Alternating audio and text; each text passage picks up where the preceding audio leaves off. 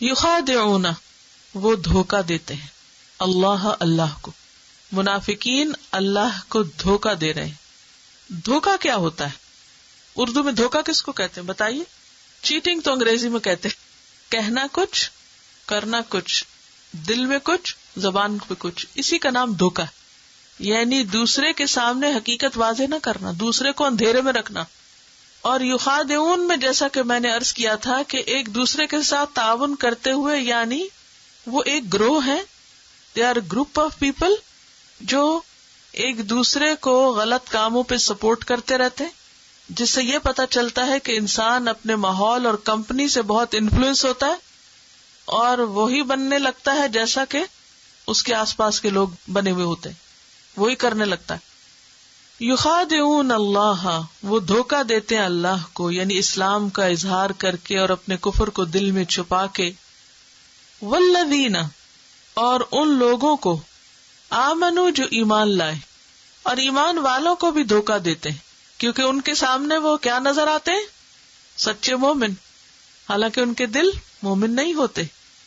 یہاں اس بات کو سمجھنے کے لیے تھوڑا سا تاریخی پس منظر جانیے۔ نبی صلی اللہ علیہ وسلم اسلام کے آغاز سے لے کر تقریباً 13 سال تک مکہ میں رہے۔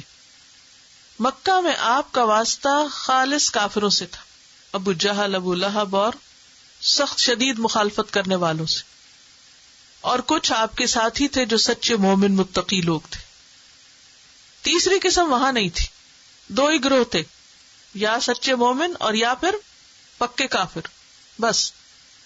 لیکن جب نبی صلی اللہ علیہ وسلم ہجرت کر کے مدینہ تشریف لائے اور کچھ ہی عرصے کے بعد جنگ بدر ہوئی، جس میں مسلمانوں کو واضح شاندار کامیابی نصیب ہوئی، مسلمانوں کی حکومت اسٹیبلش ہو گئی، جنگ بدر میں مسلمانوں کو مال غنیمت ملا، مسلمانوں کو عزت ملی، شان و شوکت ملی، حکومت ملی۔ اب کیا ہوا؟ کچھ ایسے لوگ جن کے دل میں دنیا کی محبت کوٹ کوٹ کے بھری ہوئی تھی اور جنہیں صرف دنیاوی مفادات سے غرض تھی، جن کی صرف اور صرف زندگی مال و دولت کے ارد گرد گھومتی تھی، اپنے مفادات کو بچانے کے گرد گھومتی تھی، وہ اس بات کو سوچ کر کہ اگر مسلمان طاقت پکڑ گئے تو ہمارے خلاف کوئی ایکشن نہ لے لیں یا ہم کو نقصان نہ پہنچے تو ہم بھی اپنے اسلام کا اظہار کر دیتے ہیں، جبکہ ان کے دل مان نہیں رہے تھے۔ وہ دل سے اسلام کو قبول نہیں کرنا چاہتے تھے، اسلام سے انہیں کوئی ہمدردی نہیں تھی، محمد صلی اللہ علیہ وسلم سے ان کی کوئی دلچسپی نہیں تھی، مسلمانوں سے ان کی کوئی خیر خواہی نہیں تھی۔ وہ مطلبی مفاد پرست لوگ تھے جنہیں صرف اپنی دنیا کے فائدوں سے غرض تھی۔ انہوں نے جب دیکھا کہ مسلمان طاقت پکڑ رہے ہیں تو اپنی دنیا بچانے کے لیے انہوں نے کس میں فائدہ سمجھا؟ ایمان لانے میں۔ تو یہاں آ کر ایک تیسرا گروہ وجود میں آ گیا، جو اوپر سے تو اسلام کا لبادہ اوڑے ہوئے تھے لیکن ان کے دل مومن نہیں تھے۔ تو وہ کیا دھوکہ دے رہے تھے؟ اسلام کا اظہار کر کے وہ فائدے اٹھانا چاہ رہے تھے جو مسلمانوں کو ملنے والے تھے۔ اسلام کے لیے کوئی قربانی نہیں کرنا چاہ رہے تھے، لیکن اسلام کی شان و شوکت اور حکومت اور طاقت سے فائدہ اٹھانا چاہ رہے تھے۔ ایسے لوگ ہر دور میں ہوتے ہیں جن کا دین ایمان کیا ہوتا ہے؟ دنیا کے فائدے۔ وہ کس کے ساتھ ہوتے ہیں؟ ہر چڑھتے سورج کے ساتھ۔ وہ جہاں دیکھتے ہیں ان کو فائدہ ہوگا، وہ اسی کی طرف لپک جاتے۔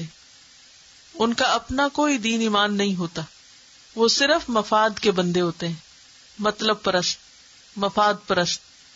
ہر اس شخص کی خوشامد کریں گے جہاں سے ان کو فائدہ ہوگا، اور ہر اس کو دھوکہ دے جائیں گے، اس کا ساتھ چھوڑ جائیں گے جہاں انہیں کچھ خرچ کرنا پڑے گا یا کوئی قربانی کرنی پڑے گی یا انہیں کچھ دینا پڑے گا۔ تو یہاں ایسے ہی لوگوں کا ذکر کر کے نبی صلی اللہ علیہ وسلم اور ایمان والوں کو خبردار کیا جا رہا ہے کہ کچھ لوگ آپ ہی کے اندر ایسے ہیں جنہوں نے اسلام کا لبادہ اوڑھا ہوا ہے، اپنے آپ کو مسلمان کہتے ہیں، لیکن حقیقت میں اللہ اور ایمان والوں کو وہ دھوکہ دے رہے ہیں، چھپے دشمن، فریب کر رہے ہیں، فراڈ کر رہے ہیں۔ وما یخدعون، اور نہیں وہ دھوکہ دیتے، الا انفسہم، مگر اپنے ہی آپ کو، اپنے ہی نفس کو، اپنی ہی ذات کو، وما یشعرون، اور وہ شعور نہیں رکھتے، جانتے نہیں کہ وہ کر کیا رہے ہیں۔ تو اس سے کیا پتہ چلتا ہے کہ جو شخص کسی کے لیے گڑھا کھودتا ہے دراصل وہ خود اس میں گرتا ہے۔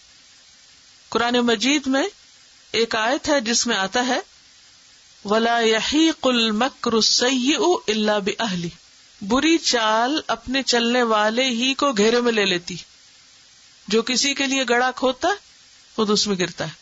تو اس لیے فرمایا وہ دراصل اپنے آپ ہی کو دھوکہ دے رہے ہیں، اپنے آپ کو نقصان دے رہے ہیں۔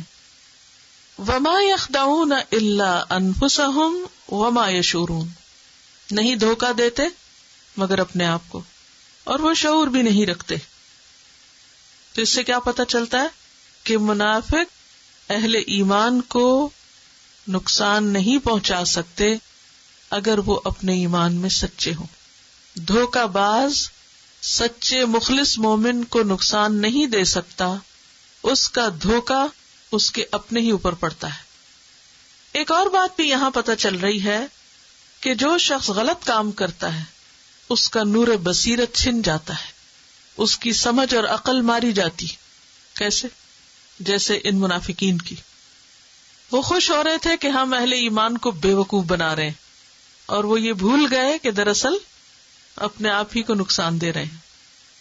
اب اللہ سبحانہ و تعالیٰ نے ایسے لوگوں کا حال کھول دیا تو فکر ہوتی ہے نا کہ اچھا کچھ لوگ ایسے ہوتے ہیں جو اوپر سے کچھ ہوتے ہیں اندر سے کچھ ہوتے ہیں، پھر کیسے پتہ چلائیں تاکہ ان سے بچ سکے؟ ان کے قول اور فعل کے تضاد سے، وہ کیا کہتے ہیں اور کیا کرتے ہیں۔ جیسے متقین کی علامتیں ہیں نا، وہ پہچانے جاتے ہیں اقامت صلاۃ سے، مال خرچ کرنے سے، اپنے تقوی سے۔ کافر پہچانے جاتے ہیں اپنی ہٹ دھرمی سے، علل اعلان دین کی مخالفت کرنے سے۔ تو منافق پہچانے جاتے ہیں کس سے؟ قول اور فعل کے تضاد سے۔ یاد رکھیے زندگی میں کوئی بھی شخص اگر آپ کی خوشامد زیادہ کرے لیکن بوقت ضرورت کام نہ آئے، کام نہ کر کے دے، تو پھر اس سے دھوکہ نہ کھائیں۔ اس کا یہ مطلب نہیں اس کی برائیاں کرنا شروع کر دیں اور اس کو بدنام کرنا شروع کر دیں، لیکن خود محتاط ہوں، کیونکہ اللہ سبحانہ وتعالیٰ قرآن مجید میں فرماتے ہیں ہم العدو فاحذرہم، یہ دشمن ہے، ان سے محتاط رہو۔ تو منافقین سے ڈیل کرنے کا طریقہ کیا ہونا چاہیے؟ احتیاط، مومن کو خود چوکنا ہونا چاہیے۔